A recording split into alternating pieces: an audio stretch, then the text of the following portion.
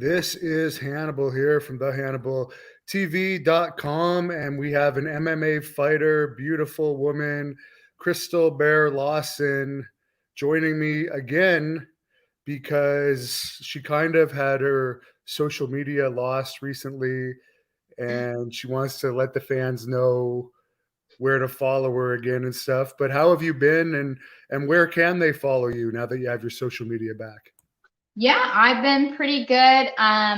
Healthy, back to training. As you can see, I don't have black eyes anymore, so that's nice. And I'm just waiting to see when my next fight will be, and hopefully that will be Muay Thai, because that's what I'm focusing on. It's my background, and it's kind of what I want to stick with. But yeah, my new Instagram page is blueNoseBear_. Obviously I have my pit bull that I train, and I'm in school to train dogs. So, yeah, it made sense. And he's my best friend. So, Yeah, dogs are always good friends. What are you training them for? To attack people or to just be friendly? well, he's always friendly. I'm just training him for like basic obedience stuff right now. He is doing some bite work and things like that, just for like home protection type of things. So I've been more recently doing some dog decoy work at a place here in Georgia. So that's been pretty interesting. I want to get into somewhere that will train me a little bit better, because it is like super exciting, and I really loved it. But there's like a lot of work that goes into it. But just it's kind of like fight training, like getting to get attacked by a dog is super exhilarating, and you're kind of like, oh, I need to get the hell out of here, but you still want to do it. So it's super fun. So I just want to continue to learn that. But I'm just doing basic obedience stuff and just kind of seeing what he's good at right now. And he goes everywhere with me. Have you ever had any issues with him before you trained him, going after other dogs or other people? No, he's literally the most well-behaved dog ever. I've been working with him ever since he was literally, I got him, he was only 4 pounds. And I didn't know, but he was like super infested with worms and fleas. And at the time, I was going to Blood Mountain on a lot of hikes, which that is like a super hard hike. So he was just keeping up, and he's just been working out with me like forever. But he loves people. He loves other animals. He is now about a year and 3 months. So he's getting a little more dominant. He's not aggressive, but he'll definitely hold his own. I've noticed it's more like with other pit bulls, like that. We just got a golden doodle or something like that lives next door, and his name is Leo. And Beast just loves Leo, and he wants to play with him every day. So they both play pretty rough, but he does play rough for a lot of dogs. So it's like finding the right playmate for him. But he's not dog aggressive or anything. Somebody on here is wondering if you have any tattoos. You're actually covered in tattoos. Just from this angle, it's hard to tell. Yeah, I have my hands, I have my whole arm, my back. I've got my legs done. So I'm pretty much completely covered. I have on my Hugh Hefner outfit today. I thought about sitting in front of the fire for you like the crypt keeper, but I said, you know what? I'm going to take it down a notch. Do you have a lot of issues at the MMA shows? I know you have a boyfriend or husband, but like, is there like male fans that stalk or go after female fighters? Because we have that in wrestling with Um, well, I mean, you'll have obviously the occasional person that'll write something stupid, which I think could be in anything. But more recently, I did have this super creepy guy, and I can't think of his name.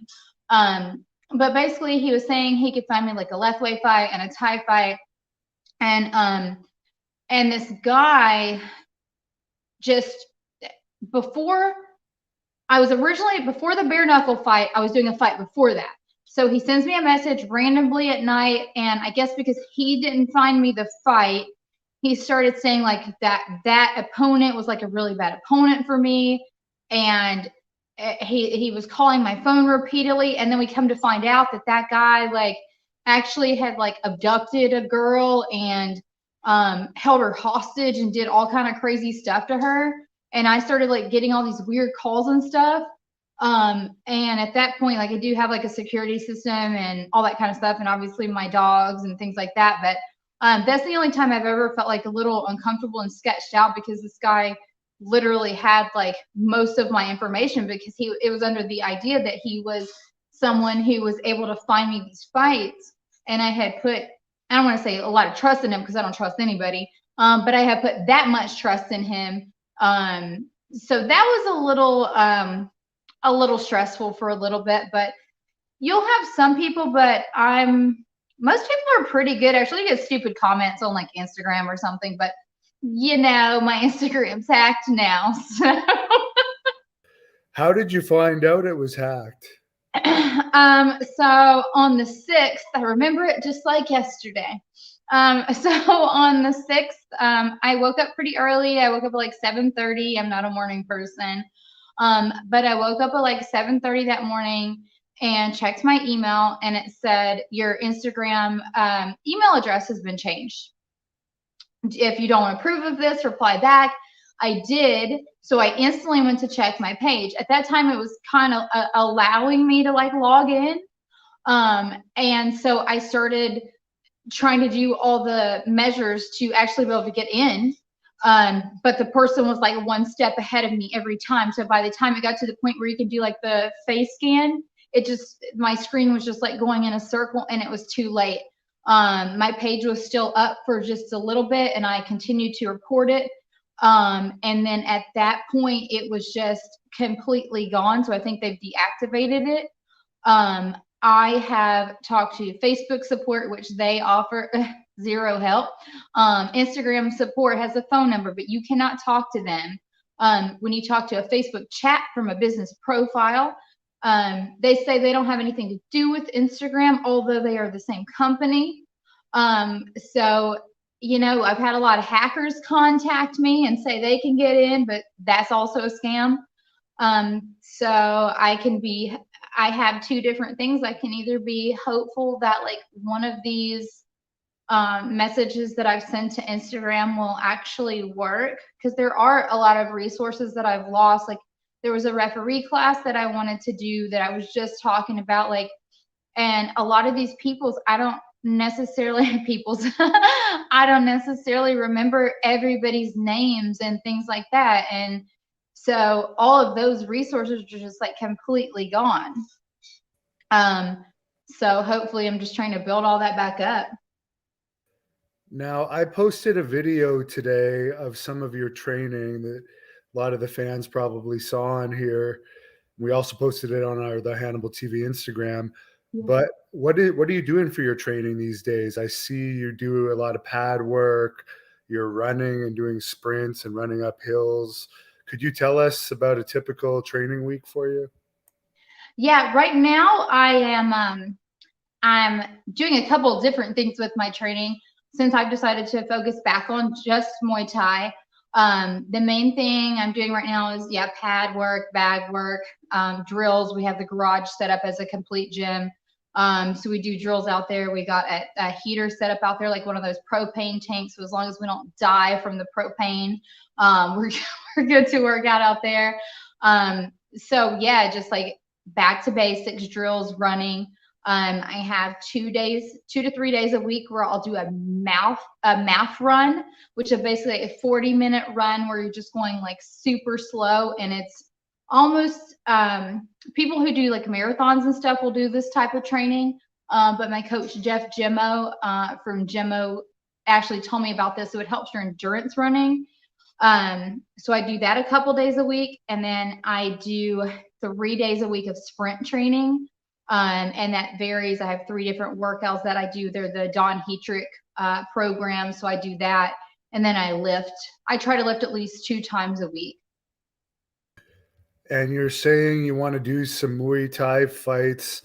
That's your specialty, I guess. You're standing up and doing elbows and knees along with the foot and hand strikes. Yes. Yeah.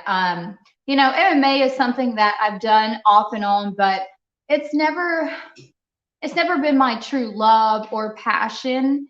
And honestly, I mean, for me to get as good as I need to be in MMA, it would take so much time. I was working 3 jobs. I have more jobs than Forrest Gump. There's the dog now, on my Instagram. Beast. On my Instagram the other Is that day. how you create a dog? You just make that little sound and they shut up? Yeah, you make that little sound and see how perfectly behaved he is now? That's just all you do. You just make that sound and you have the best dog. We're learning some tips here. Really, I don't know. I think something might have got his interest.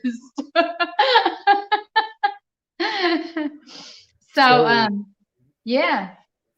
Would you ever go to Thailand and fight over there, or do they have girls fighting over there?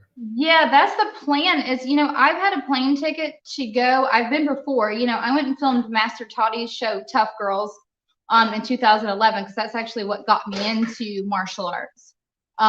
Is I saw his show, fell in love with it. I went and filmed in 2011. It was never aired in the U.S. because I don't know. I think maybe he was wanted for tax evasion, but I want to say that because I don't really know what's true and what's not.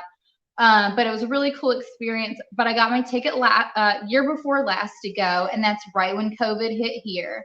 And even now, just the restrictions to get over there are so insane between the testing and still a lot of different areas being shut down.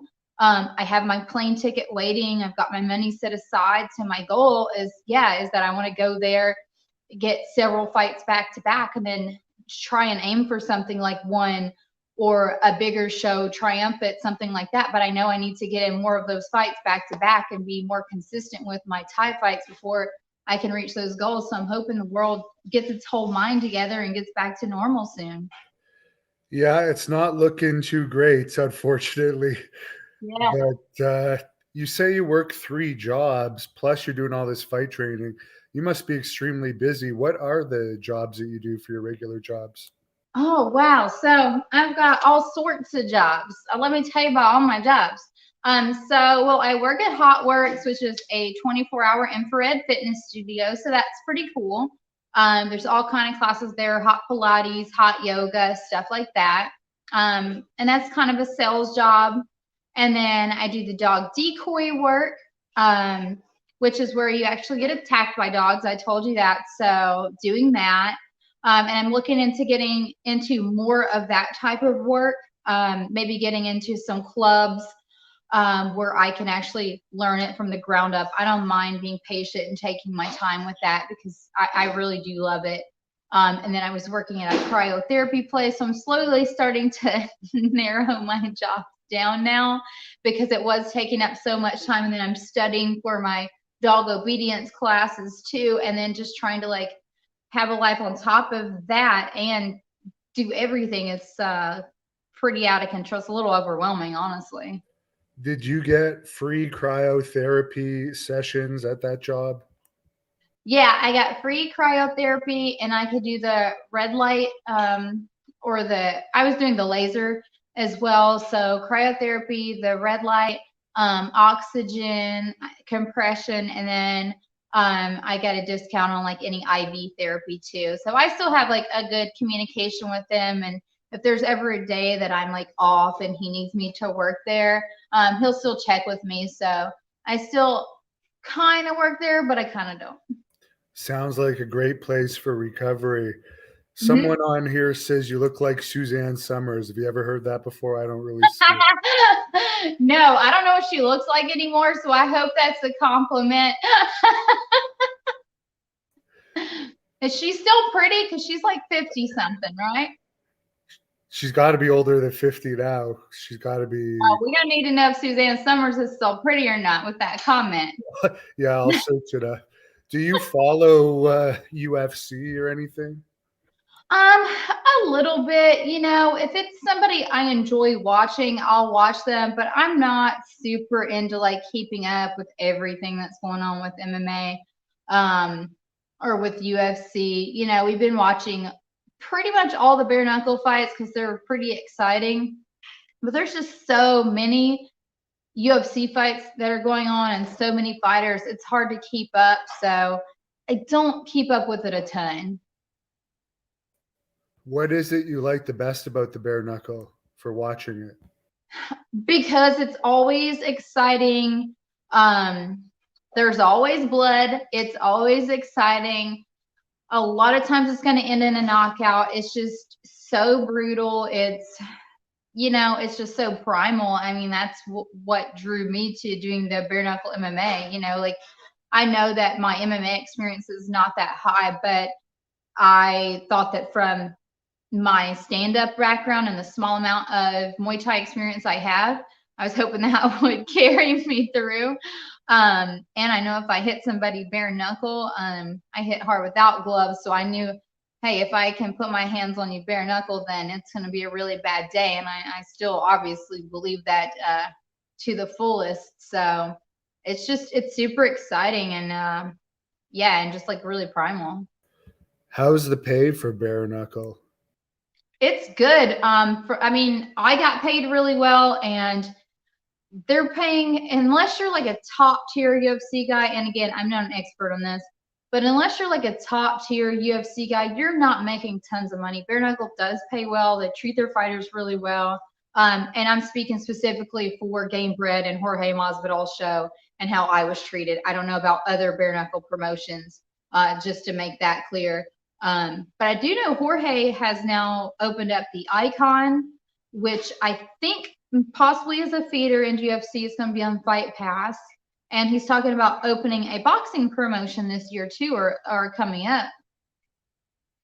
So I do some boxing for them. I think that could be cool. As long as I'm standing up. I just, you know, I suck on the ground, so.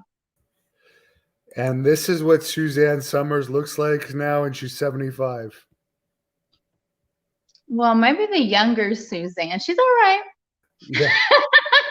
Well, I think he means the younger Suzanne, but I don't see the resemblance there. I guess he means the younger Suzanne.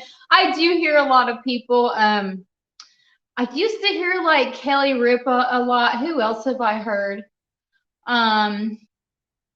There's a few. I get a few people. Mike wants to know your. Oh yeah. Oh my gosh. I have a funny story. That's true. So I obviously after my last fight, there was a lot of swelling still under my eyes from the hematoma. And Tuesday, I'm going to get laser under my eyes. I'm glad we did our interview now. But so yeah, I went to the doctor. Everybody thinks I'm Asian or Russian. So I went to the eye specialist the other day, and he's like, "So have your eyes always been small?" And I looked at him and I was like, "What do you mean small?" And he's like, "I mean like Asianish." And I was looking at him like, "Bro, like, what if I'm Asian? That's really rude to say." And he's like, "Well, are you Asian?" It's like, "No, I'm Colombian and American, but you can't just say that to people." That's funny. Nick wants to know, or Nico wants to know, if you think CM Punk looked like a fool in his UFC fights. If CM Punk looks like a fool against UFC fighters? Yeah. Yeah, yes. How would you rate his skill level in there? Is it a 1 to 10? Yes. Okay, I'm gonna give it a 4. There you go. Well, he showed up. He didn't have the charisma that he had in wrestling either. And he didn't do like you did the entertaining face-off for your last fight. Boy, did I. Yeah, like I noticed with him, that would be his strong suit. Right. And like he did the most boring face-offs ever. Yeah, it's like a big, and I just need to throw this out there too. There have been at least 3 UFC fighters minimum that after my weigh-in are saying they're going to snatch souls. And I just want to say that I should have copyrighted that. they took it from me, and I'm just letting it be known that I said it first. What's the worst injury you ever had from fighting? Well, I've had two bad injuries, not specifically from a fight, but from training. One time back in like 2000 and maybe 9, I was training here at Knuckle Up in Atlanta, and I was training with a really, really good girl, Mo Travis. She was fighting very actively at the time, and I never wore headgear. And so we were at the gym sparring that day, and I really wanted to make my coach proud that I wore my headgear. But I was so excited I forgot to put in my mouthpiece. And then Mo didn't have on her headgear. So we clinched up, and when we fell, my chin hit the top of her head. And when that happened, it broke my jaw here, and then both TB joints. And so this was on a Friday. So I was in Atlanta over the weekend. I was in a lot of pain. I took something for the pain. I could only eat like mashed potatoes. I assumed maybe I had a fracture or a chipped tooth or something. So I get back to North Carolina that Monday, which is about a 4.5-hour drive. I get back on Monday, and I go to a doctor. They scan me. They say it's fine. Not a big deal. Go home. About a week later, I start to get an infection in my mouth, and I go to a specialist for that. And that's when I found out that I had all the breaks in my mouth. And I was just like horrified that I might have to get my mouth wired shut. And he said, as long as you don't eat anything or talk too much, you don't have to. So I lived off of Ensure for about 3 months, and it healed up on its own, and I'm better. The second worst injury I had was when I was getting ready to fight for Glory. I was just doing like a lot of boxing, and I tore my TFCC, which is the triangular cartilage right by your wrist bone. And that, it just sucked because I didn't realize what had happened at first. So every time I'm throwing body shots, I'm just in like excruciating pain. And then I found out what it was, and they had to put a cast on me for about a month. And the healing for that was took quite a long time. Did you still manage to fight for Glory? I did after that, but that fight was postponed. And then the girl I was supposed to fight, she actually got into a car accident for our next fight. So then I fought for them. It ended up being several months later, but yes. How was the pay for Glory? Because that's the Major League Kickboxing company. Yeah, I mean, it's pretty decent. It's still almost to the level of Muay Thai and kickboxing just doesn't pay what MMA does. It's truly something you have to do because you love it. I've never fought because I thought I was going to get rich. Like, it's quite the opposite. You're spending a lot of money for medicals and training and all kind of stuff. And now in December, they were talking about me fighting in California. And I didn't realize when in California, there's MRIs, CAT scans, EKGs. So my medicals alone were going to be like close to maybe minimum $5,000. And I was just like, nah, I can't do it. And it was on, I think, 4.5 weeks notice. So, yeah, it's not great money for Muay Thai, but that's what I love to do. And I want to, I know I only have a few more years left, and then I want to get into commentating. I want to get into interviewing fighters. I want to get into doing stuff like you're doing podcasts. And, I just think that sticking with what I'm good at instead of trying to pull myself in all these directions and get good at wrestling and good at MMA, stick with what I'm good at, continue to grow at that, and finish up my career with a really good record and leave on a high note. Zoe says you look like Harley Quinn and you're beautiful. Yeah, I like Harley too. I love Harley. What's your favorite movie? Kill Bill, House of Flying Daggers. What else? The Last Samurai. I like pretty much every Quentin Tarantino film. V for Vendetta. Those are all my top favorites. Did I say House of Flying Daggers? That one too. Yes, you're a very violent person. That's cool. I know, I'm so calm until I'm not, you know? Scott wants to know, are injuries more common in bare knuckle than UFC? I think they're different types of injuries. I think that the injuries with bare knuckle seems to be more like obviously the cuts, because pretty much everybody's getting cut. I don't know. That's the main thing. You know, when you leave a bare knuckle fight, you're probably getting cut. The shot that I took was a grazing shot, and sliced me here, and then I had a hematoma here, and then, like I said, that swelling went under my eyes, and that was October 1st, and then that hasn't gone away yet, just because the fluid stayed for so long. I've never had that with Muay Thai. I've never had that with other MMA fights. So as far as that goes, yeah, definitely. But from the research, supposedly the brain injury is less.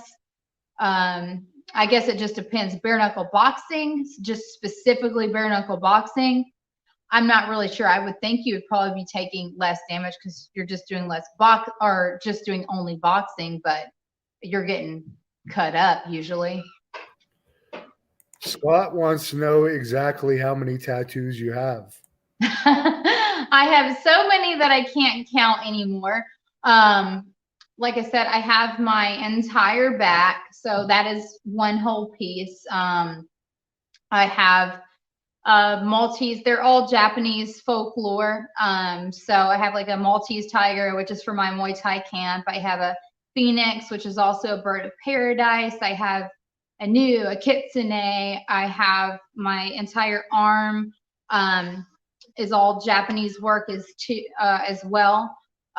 So I'm literally covered, and I say that I'm done every single time, and then I have like small ones on my hands and stuff too. So I say that I'm done every time, but I already know what my next one's going to be. I just got to figure out where I'm going to put it, because I'm running out of space, and I don't want to cover up too much of my body, because like I do think there's supposed to be a balance of like that feminine look. Even if you have tattoos, like I still want to look feminine, I want a nice balance. Approximately how much would you say you've spent on all those tattoos? Wow, a lot. I would say you could probably buy a car for that much. I have spent hours, I would say, on my back alone. I mean, at least 40 hours or more in my back. That's just my back. And then, my sleeve, and then my side. So I've spent, if you add it up, I've got a lot of money in my body, and I will have an expensive corpse one day. Someone on here is asking, is it hard fighting in like male dominated industry overall? Obviously, the money's probably better overall for males, other than in some cases in most leagues. Not I haven't ever like had a problem with it. It's definitely I've been fighting since around 2010, and of course I would say it's hard in the way of like finding training partners and stuff. I think that's the hardest part, because there are a lot of times women don't necessarily stick with it, and depending on where you live, I mean, I'm sure if you're in really big cities, or you're out in Vegas or certain parts of Cali and stuff, you're going to have a lot more female training partners. But it's really hard to find girls that are consistently there, or guys that are your size. And even if they're guys, it's different than training with girls. Where I'm at now, we had a pretty good group. So I'm hoping that some of those girls keep coming back, because we had a good amount there for a while. So that's what I would say would be the hardest part about, is just finding enough girls to train with, because it's different. It doesn't matter if there's guys your size, like finding the women to train with, and then the women that have the same goals as you and aren't just there to work out or look good or whatever. because I'm in there to hustle like the guys, and I'm a really hard worker and I grind, but I need girls to be able to do that with me. Now, a fan asked us earlier, have you ever fought or sparred with someone that smelt really bad? I have as a guy, but I would like to at least imagine girls have better hygiene. Oh yeah. You mean a girl specifically? Yeah, anyone that like had like really bad BO.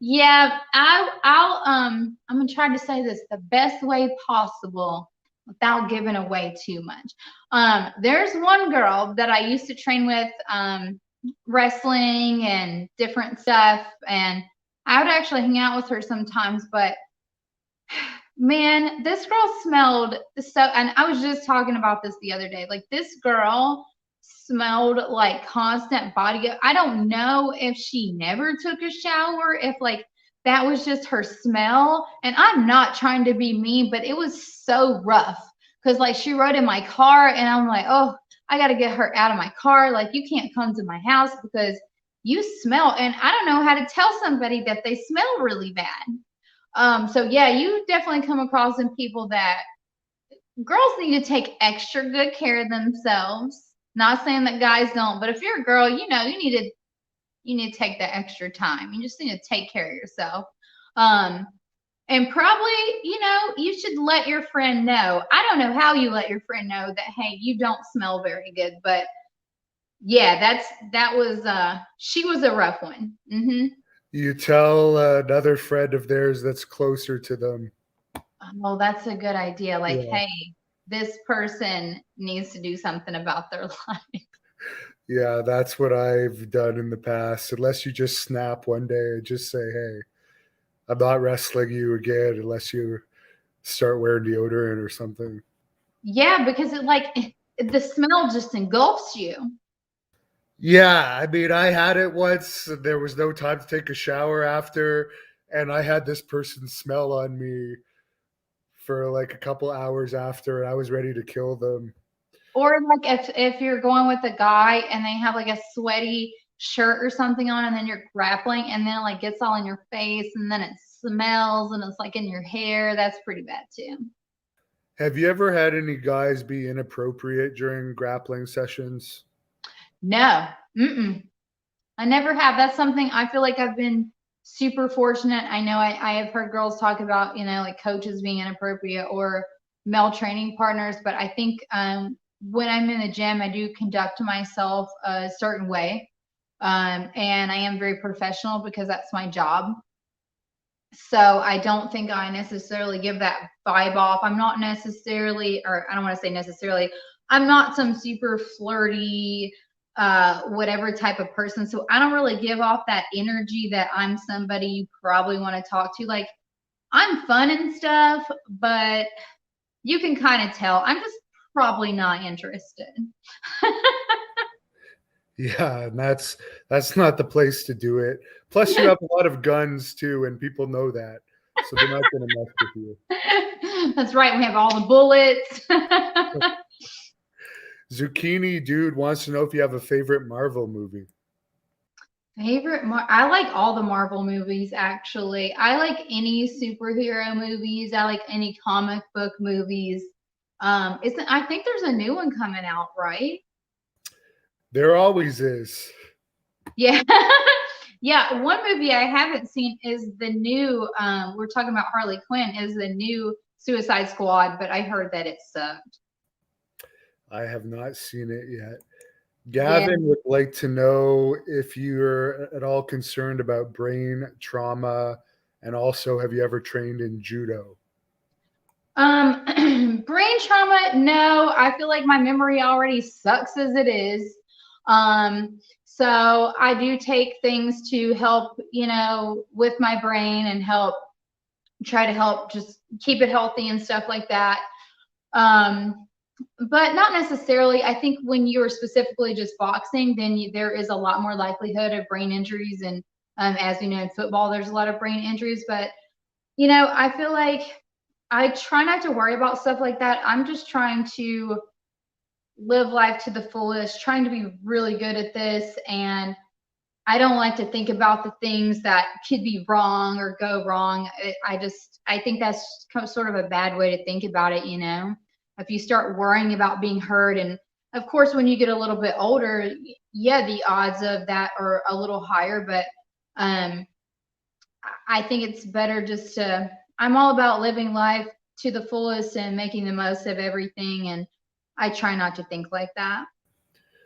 Someone wants to know if you would ever fight a transgender opponent. I think somebody asked this last time. Maybe if they were a tiny transgender opponent. So since I normally fight at 110, I've had to obviously fight at 115, but and I fought as high as 121, which isn't even what I weigh. Maybe if they were 105 pounds and the pay was right, I'm trying to get paid. I'm trying to hustle and do whatever I need to do to make that money right now. Wayne wants to know, are you all at all concerned doing all this boxing and Muay Thai and bare knuckle stuff, how you're going to look? Because obviously you're very beautiful. Maybe doing this for a few more years, that could change. Yeah, you know, I just say take that fight money, put some to the side, and then if you need to get your face fixed, then that's what that money's for. Someone wants to know if you watch pro wrestling. I'm going to guess you don't. I've watched some, and I've actually seen some of your stuff. And I was a funny thing I was gonna do about wrestling is I don't know a ton about wrestling. I used to watch Hulk Hogan when I was a kid. I think everyone did. I had like the figurines and stuff like that. Figurines, is that what you call them? Action figures. I think Yeah. a figurine is like a little deer that like sits on a counter. Um, but I used to watch a lot when I was a kid, and I applied for a lot of like acting gigs and stuff. And one of the things was to read off a teleprompter. And this guy's, it was all about wrestling, and it was about I think Ric Flair maybe, but it was about his whole life story. So it was literally like 50 pages. So I downloaded this teleprompter on my computer, and I'm trying to read it and figure out how I'm gonna do this and like understand the life of Ric Flair. And this is going like on and on. And I just said, man, like this is just, I can't do this. Like, this is not what I was prepared for. I thought it was going to be like 3 pages.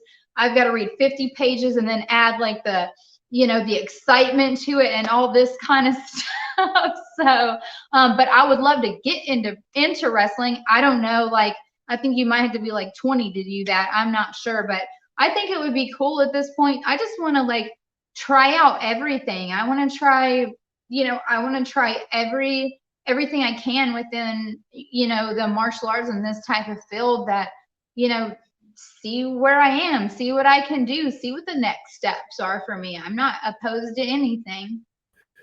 Lee would like to know your thoughts on the whole Logan Paul, Dana White back and forth that's been going on lately. I didn't hear about Dana White going back and forth with Logan Paul.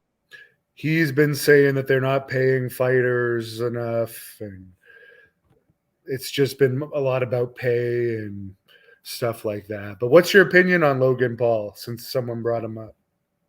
I mean, I think both of those brothers are doing pretty good. So I honestly can't say anything bad about them. I mean, they go and fight, they go and make their money, they market themselves, and if somebody's going and doing a job, I can't hate on that. Now, you are taken, but Scott wants to know what kind of men are your type and how would they approach you? I imagine you'd be pretty intimidating with your tattoos, your guns, your pit bulls, and all of your fighting stuff. I'm not really sure. Like, I don't, well, my husband met me online, but in real life, I'm not approachable. And even like my coaches have always told me that I'm just like, in that way, I'm not approachable because I'm really quiet. I'm reserved. I'm weird. Um, I don't know how to talk to people. Like I can talk to you just fine, but you put me in like an intimate conversation and it's just gonna get weird. I'm gonna say something stupid. So I think just being like a gentleman holding doors, which I think is what most girls want, right? Like somebody to hold the door for you, somebody to be like a real man, somebody to take care of you, things like that. Like not necessarily in a financial way, but just that type of stuff, you know. David wants to know what your favorite color is. Black, and my second favorite is red. Now, are you familiar with any of the female wrestlers? Because Gavin on here is asking if we were a tag team and we fought a male and a female, who would you want that to be in pro wrestling? Yes, let's do that. The only females I'm actually familiar with are, of course, the basics, because I watched the Bella, whatever the WWE show was, which had the Bella twins. So I Oh, know, Total Divas or Total Bellas, maybe. yeah, so I know all the girls that were on that show. I don't have one picked out, but I'm down for any of them. Or we can go after Ronda Rousey. That would be a good one. She's still on a break for having a kid, I believe. Or is Paige Van Zant? Isn't she wrestling now? Let's go get her. Yeah, I think she started as well. There's a lot of MMA fighters getting into it. Yeah. Lately. I that's something I'd like to talk to you about and find out how to go about doing that. Like what steps. At one point I was supposed to go down to Florida to do the thing, to do whatever it is to the camp, but I can't remember what happened at the time. I think they ended up not having it, or the slots ended up filling up all of a sudden. But I was so excited. Tom wants to know, do you prefer to win a fight by TKO, KO, or submission? That's a good one. Everybody always wants a knockout, but for me, coming from a Muay Thai background, winning by submission is just really cool for me, and it feels good because it's so out of my wheelhouse. I'd say it's just a super rewarding feeling, just knowing that, like, okay, that work I put in actually was for something, and hey, I can win in that way, you know? Now, I'm going to screw up this woman's name, but somebody's asking you, do you see yourself having a chance to fight Valentino Shevchenko anytime soon? I don't know how to pronounce that. She's just doing MMA, right? I think so. Yeah, I mean, probably not. Now, she was on Line Fight for a while, and I'm not sure her weight because I think she's heavier than me. I actually met her and her sister when I was up with Lion Fight, and they're super nice. But I think she's a 125er. How much can you squat? I've noticed that you do a lot of squats in some of your videos. I think my 1RM, I'm gonna sound like a meathead right now. I know my 1RM on my deadlift is like 375. On my squat, I can't really remember because normally what I do is 80% max. And then I'll do like anywhere from 2 to 3 reps for 5 sets. And then I'll do like something after that. That's the protocol that I go by, just for martial arts and stuff. But I'm pretty strong for my weight. I'd like to say I'm the best pound for pound, because I'm very strong. I have really good grip strength. I have really good leg strength, and I'm super powerful. And someone asked earlier if they could see if there's pockets on those shorts. To answer that question, if they want to get a good look at you, you have Instagram, right? You want to tell people where they can see your Instagram because you have some pretty Yeah, tasteful, but they show a lot, some of these pictures. yeah, and I'm uploading more pictures. But again, it is Blue Nose Bear _. And then I have a TikTok, which is Thai Box Bear. And I think that's _ too, but that's also linked in my Instagram. But I'm going to keep uploading pictures and videos. Like I said, my page was hacked. But I'm going through my cloud and just slowly rebuilding and kind of looking at this as an opportunity to rebrand and rebuild and hopefully, come back even stronger on that end. It sucks because as far as sponsors go and different things like that, we all know a lot of it is by having followers and having fans and stuff. And when you went from having like 10,000 people to having 150 people, it can mess up some of those opportunities. But I'm just, like I said, I'm looking at it as a way to just like non-attachment, right? So just keep growing. And if I am what I think I am, then it's going to be all good, and I can get right back where I was. But I do have pockets, I like pockets. I think they meant back pockets. Oh, I do not have back pockets, but I like that trick. Eric wants to know if you have a rank in jiu-jitsu. Now, I've done a lot of no-gi, so I don't really know what my rank would be. I guess I'd probably be a blue belt. I mean, I've been doing jiu-jitsu off and on. Nothing super consistent for anywhere from 4 to 5 years. But every time I start doing a lot of jits, I get a Thai fight. Or every time I start doing a lot of jits, I get a kickboxing fight. And primarily, I've done no gi work.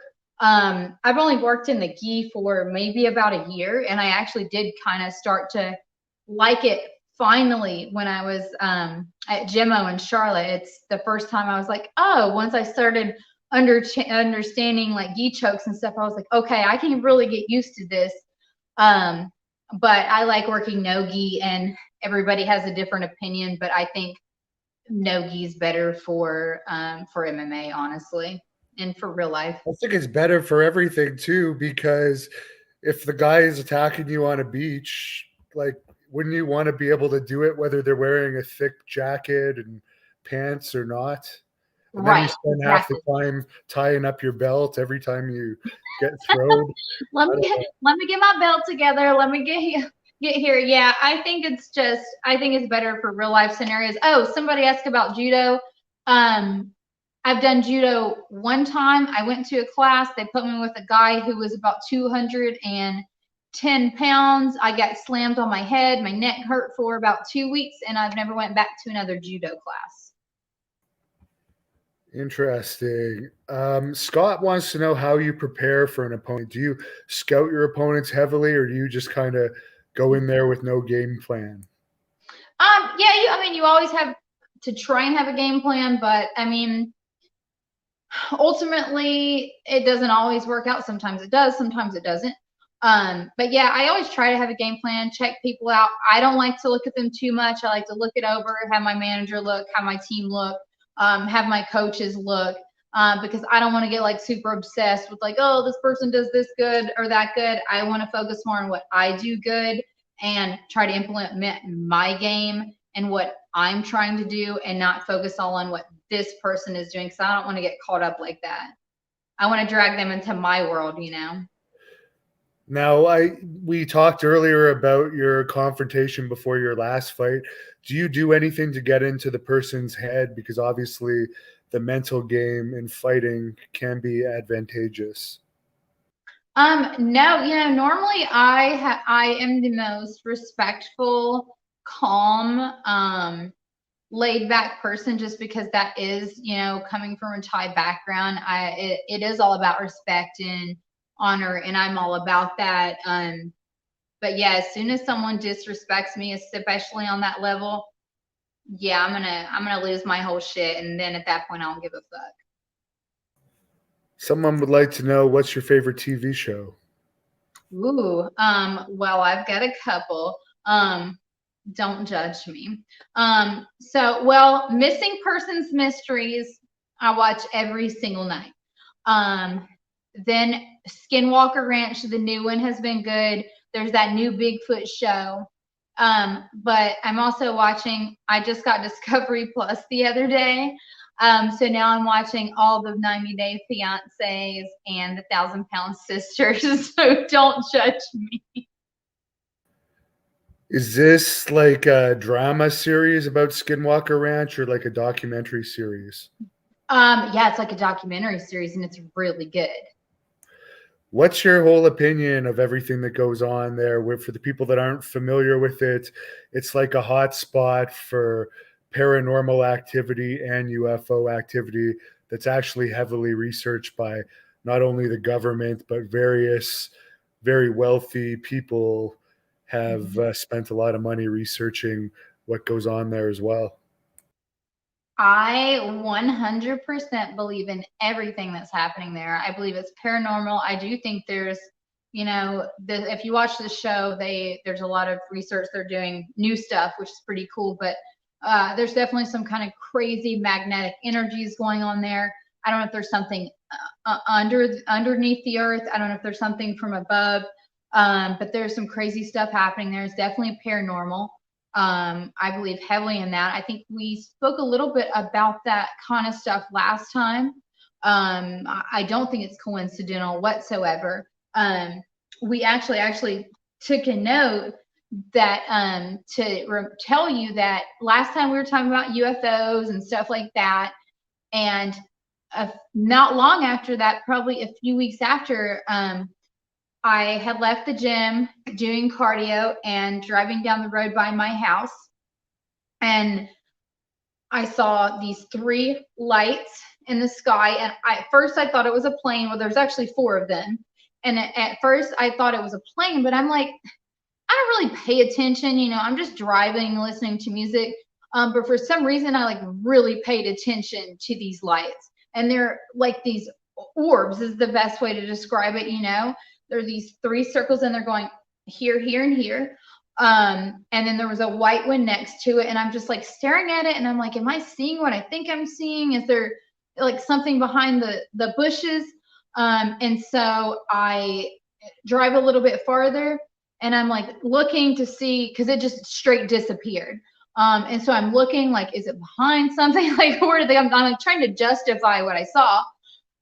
The white one had just shot off like that, and the 3 red ones just disappeared.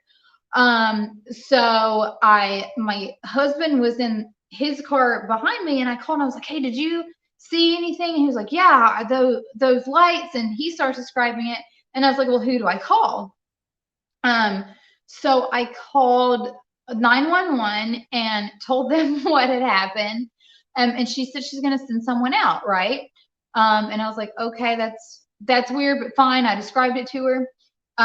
So didn't hear anything back. About an hour later, I get a call, and it's a lady, and she says, hey, I'm the deputy that was going to come out to your house. Can you describe this to me? I told her about it, and the phone cut off. And I was like, okay, that's weird. She calls me back again. And she's like, sorry, my phone's breaking up. Yeah, one of our other deputies, he was actually in the military, and he said it was just an airplane. And I said, actually, no, my husband did that in the military, and this, and this means that this was not actually a military. This was not a plane. This was something completely different. And then I'm getting another call from this number, the same number. So it's she has me on the phone, but then she also has me on call waiting. And when I start describing to her about why this can't be just an airplane, at some point the phone hangs up, both of the calls, and then never heard anything since then. And then I had called my daughter, who's in LA right now, to tell her what happened.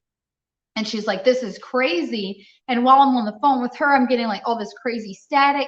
So I don't know if they tapped my phone or what, but started doing some research right as that was happening. And there were a bunch of sightings throughout the East Coast, very specifically at that time and that day. And these are all military websites and stuff.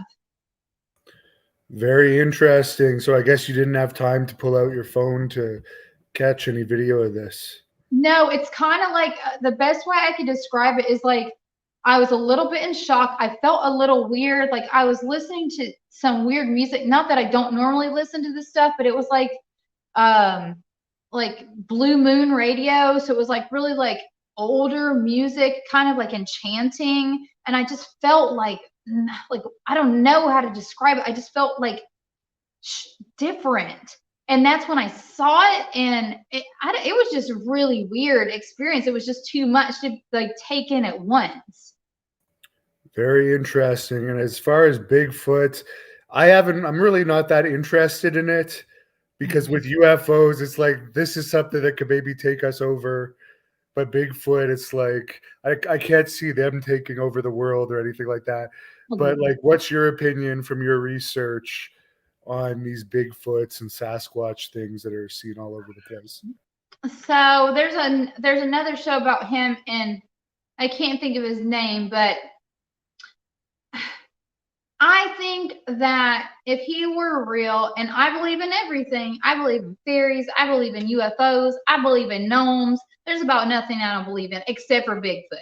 I just think if he were there, we would see him. But there's this one place that they're doing the show on now, and not Nongtinuk or Kontinuk or something is what they call him.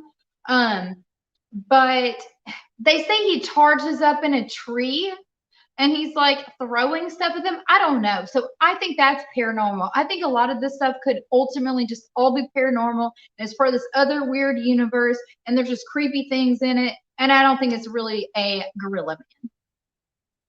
Some people have even talked about these Bigfoot appearances on Skinwalker Ranch, I understand. There's all kinds of weird activity there. Yeah, it's pretty nuts. Someone was asking earlier about if you've ever had how many TV and how many pay-per-view fights you've had in your career. Pay-per-view, I've had a couple. I've done a lot of fights that were streamed. And then I had the one, like I said, that was in Thailand that was actually aired, and that would have been live and filmed. So yeah, a couple of pay-per-views and then a lot of like live streams. How was your experience in Thailand with the culture over there? Yeah, so that was my favorite part, honestly, and that's one of the things I'm really looking forward to going back is um because I just love the culture there. I love the food. I love it's what I love. I like to go to a place and I like to like experience fully what it has to offer. And that's one of the things I love about fighting is getting to travel and getting to see these different places and just like really immerse myself. So I fit in really well there. And I like the gym that I was training at the time, you know, there were CDs, which was not that long ago. But I remember taking a few CDs with me and they kept all the CDs so that they had like the American music and stuff. So it was nice. I'm really looking forward to going back. Someone wants to know if you watched the documentary on Bob Lazar and him talking about Area 51. And he was the one, along with George Knapp, that kind of revealed Area 51 to the world. Yeah, I did watch that. I watched him on Joe Rogan. And I think there's another thing. He might have another show now, but there's a couple out right now. There's a couple of really good ones out right now. And so Discovery Plus, I think, and Amazon Prime has like all the good ones right now. Someone's asking if you've seen Resident Alien on its Sci-Fi, and he also says that's a crazy story about you and the UFO. Ooh, no, I don't have Sci-Fi. I only have the smart TV, so I only have Hulu, Prime, Netflix. I don't have like regular TV. James wants to know your opinion on fighters using cannabis after fights. I don't think it would be an advantage before a fight. Hey, everybody's different. I've had training partners who could use it, and honestly, they were even better. I think it depends on the person. I don't do it because it makes me weird. But and I'm already weird enough. But yeah, I don't use it, but I think for a lot of people, I think it can be really helpful. I know there's so many healing properties, and if it's natural and it comes from the earth, I'm all about it. So I say do it if you want to. Jake wants to know your thoughts on who would win if you were to fight Ronda Rousey, maybe in MMA and Muay Thai. You might have the advantage in Thai. Me. There you go. That's the right answer. Is there anyone on your list that you would really want to fight that you could reasonably actually get a fight with in the next year or two? I don't have anybody specifically picked out. You know, of course, we're looking. We've got a couple of kickboxing shows coming up. There's a couple of places talking about doing Muay Thai shows within the next couple of months, even some boxing shows. So as long as they're in that 110-ish weight bracket, I don't really care who it is. I just want to continue to stay busy and fight. And then when I get to Thailand, I don't care who I fight. I want to fight the best. I want to fight whoever they've got there, because that's always been my goal, is to go to Thailand, fight girls who that's what they do, and actually see where I am and just challenge myself. So I don't have anybody specifically named out yet, but if the Thailand thing is to come about soon and I get an opportunity to get into a show like one or something like that, then maybe I'll start calling people out if I see somebody. But I'm kind of someone who just waits for an opportunity. I'm not really big about calling people out unless you piss me off. What does your husband think about this fighting? Because I don't know if I could be married to someone that puts their body on the line like that. As a female, I'd be really concerned every time you fought. Yeah, no, he's super supportive. He does physical therapy, so there's a lot of times when if I have like some ailments or something going on, he's able to help out with that. And he does Muay Thai too, more for fun, and he's done some amateur fights and stuff. He definitely doesn't want to make it a career or anything like that. He said, someday he might want to have a pro fight just to say he did it and fight without shin guards. I actually cornered him for the IKF. But he knew when he met me. We've known each other for about close to 2 years now. And he knew when he met me exactly what I did and the grind that it is and the struggle that it is and the highs and the lows and the ups and the downs that come along with it. And because it is a hard life. I mean, you have the highest of highs and you have the lowest of lows, and you have injuries and you have fights fall through, and it's pretty emotional sometimes. For sure, pro wrestling's a lot easier, which is why I chose pro wrestling, but now podcasting's even easier. But why don't you tell the fans where they can follow you on your brand new Instagram? And I don't know if you're on Twitter or Facebook or anywhere else like that. Yeah, so my Instagram is _BlueNoseBear_. My TikTok is Thai, THAI box bear, and I think that's an underscore too. And my Facebook is Crystal Bear Lawson, and both the Instagram and Facebook say Crystal Bear Lawson on them. It's LAWSON. I don't have Twitter because I don't really know how to tweet, and I don't think I have the time to tweet. No, not with 3 jobs plus training and fighting and modeling and dog training. You're pretty busy. I just don't have the time. I just don't have the time for it. And all those shows that you got to watch too. And I know my extra time is the shows.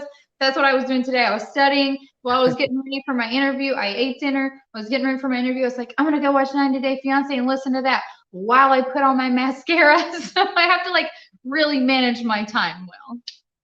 Well, but since you brought up dinner, I got to ask you, what's your favorite meal to cook? To cook. Well, I would prefer to have someone to cook for me everything. But my favorite food right now is Indian food. I always love steak. Scallops are probably my favorite food. But just to cook on my own, I've been trying to make like my own Indian dishes because they're just easy. Like do some really nice spices and maybe take like some little potatoes and put in there. And I've been getting pretty decent at it. Very good. Well, thanks a lot for joining us. Yeah. Whenever you get your next fight, we'll be happy to have you back on again to talk about it. But I'll let you close this off with whatever you want to say to the fans. And I wish you the best of luck on your training. Yeah, thank you. Yeah, thank you guys so much for joining us. I'm so glad you could be here. Yeah, just thanks for all the support from everybody, and thanks to Hannibal for having me on again. It's always a good time being on here.